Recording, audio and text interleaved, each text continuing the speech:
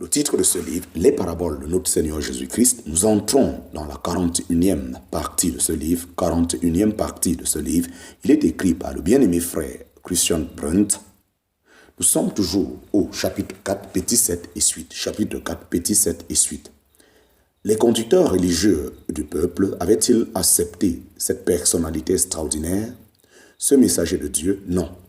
Les publicains se faisaient bien baptiser par lui et ainsi ils justifiaient Dieu.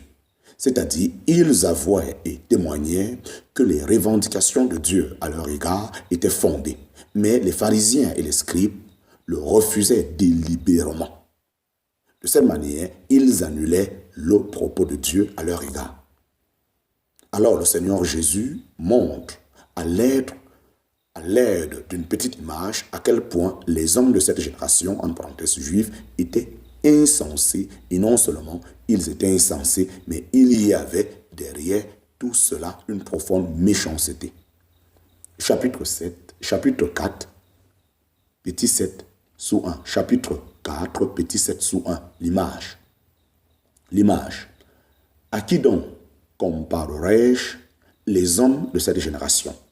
Et à qui ressemblent-ils? Ils sont semblables à des petits enfants qui sont assis au marché et qui crient les uns aux autres et disent: nous vous avons joué de la flûte et vous n'avez pas dansé. Nous vous avons chanté des complaintes et vous n'avez pas pleuré. En parenthèse, Luc chapitre 7, versets 31 à 32. Représentons-nous d'abord la scène que le Seigneur décrit.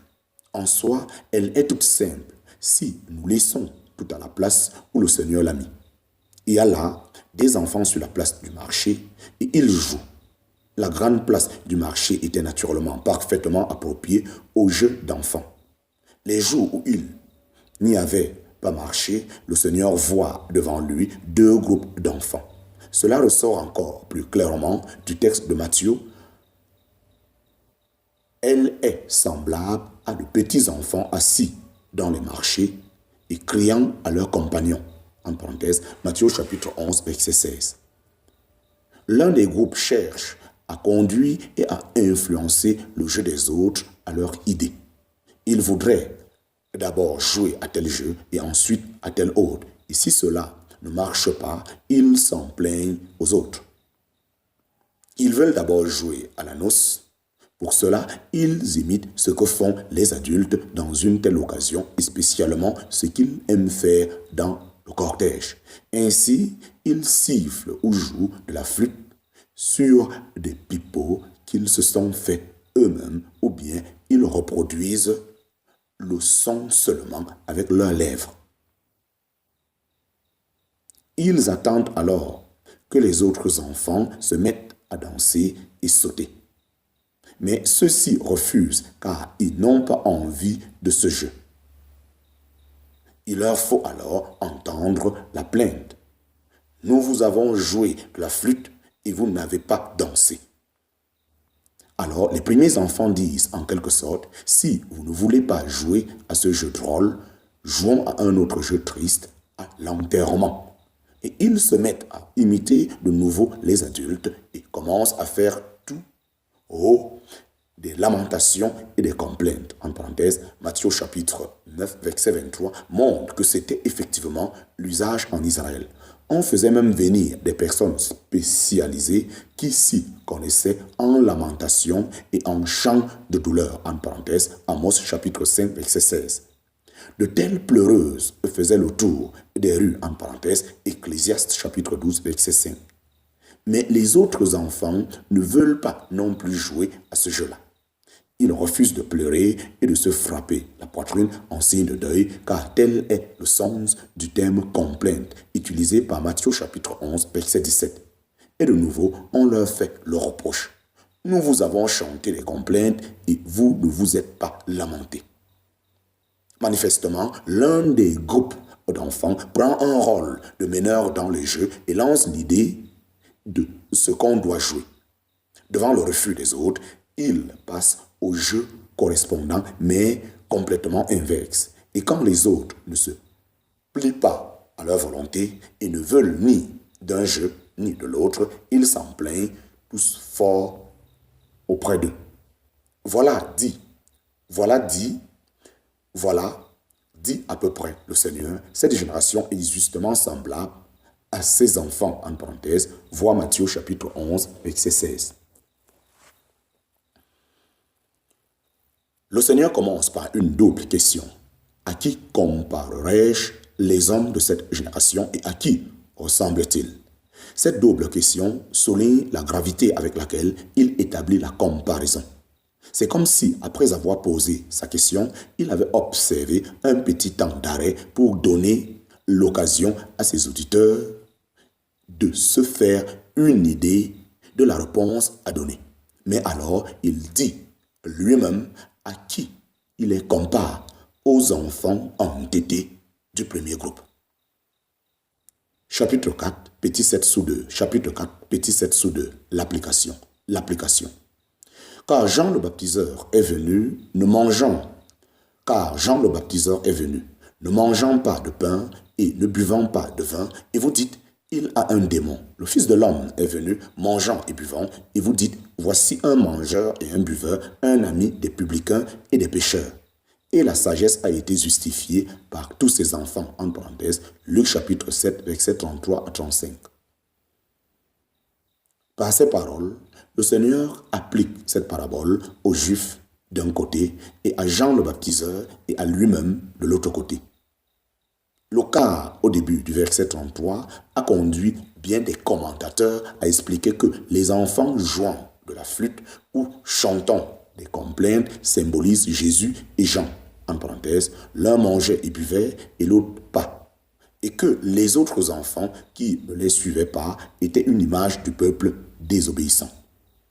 Mais cette interprétation n'est pas en harmonie avec les paroles du Seigneur introduisant la parabole. À qui comparerai-je les hommes de cette génération et à qui ressemble-t-il? Il ne dit pas à qui me comparerai-je moi et Jean. Il poursuit en disant ils sont semblables à des enfants. Il ne se représente pas non plus lui et Jean comme ceux qui passent d'un extrême à l'autre et se plaignent ensuite de ce que le peuple n'accompagne pas ces revirements.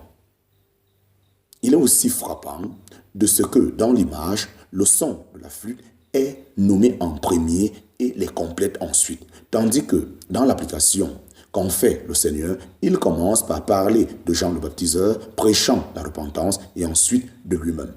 Non, ces enfants têtus ne sont une image ni du Seigneur et de Jean, ni de leur service, mais du peuple juif. Ils se comportaient comme des enfants insensés et têtus. Quand Dieu leur envoya Jean le baptiseur, il était décidément trop sérieux pour eux. Il voulait qu'on joue de la flûte. Il voulait que tous se réjouissent avec eux et dansent. Quand Jean refusa et ne mangea ni ne but avec eux, mais plutôt prêcha la repentance, ils lui collèrent sans hésiter l'étiquette de possédé par un démon, en parenthèse, Luc chapitre 7, verset 33, et se détournèrent de lui. Ils voulaient de la noce avoir de la joie sans repentance ni conviction. Ils voulaient de la noce avoir de la joie sans repentance ni conversion. Alors le Seigneur Jésus vint à eux et avec lui des jours de joie et de bénédiction. S'ils s'étaient repentis à la prédication de Jean, mais ils allaient à sa rencontre avec un esprit d'enterrement. Ils jeûnaient pendant que l'époux était présent. En parenthèse, comparez la parabole de la présence de l'époux en Matthieu chapitre 9. Ils insistaient sur une observance stricte de la loi, mais rejetaient la grâce apparue en Christ. Ce qu'ils exigeaient de la part de Jean, ils le condamnaient chez Jésus. Car si Jean ne mangeait ni ne buvait, le Fils de l'homme s'abaissait à manger et à boire avec les publicains et les pécheurs. Quand le Seigneur Jésus ne voulut pas chanter des complaintes pour reprendre le langage de la parabole, il rencontra lui aussi l'indignation des enfants têtus. Ils allaient même jusqu'au point de le traiter avec mépris de manger et de mangeur. Ils allaient même jusqu'au point de le traiter avec mépris de mangeur et de buveur et d'amis des publicains et des pécheurs. Ainsi, cette génération avait sous les yeux à la fois Jean le baptiseur et le Fils de l'homme lui-même, et elle les condamnait tous les deux. Effectivement, aux yeux des gens de l'époque comme à ceux d'aujourd'hui, ce que Dieu fait est pratiquement tout faux. On ne veut ni sa justice ni sa grâce. Si Dieu appelle à la repentance, pour beaucoup de gens, c'est trop sérieux et ils n'écoutent pas. Et s'il leur présente sa grâce en Christ, pour la plupart des gens, c'est trop facile et trop simple et ils refusent.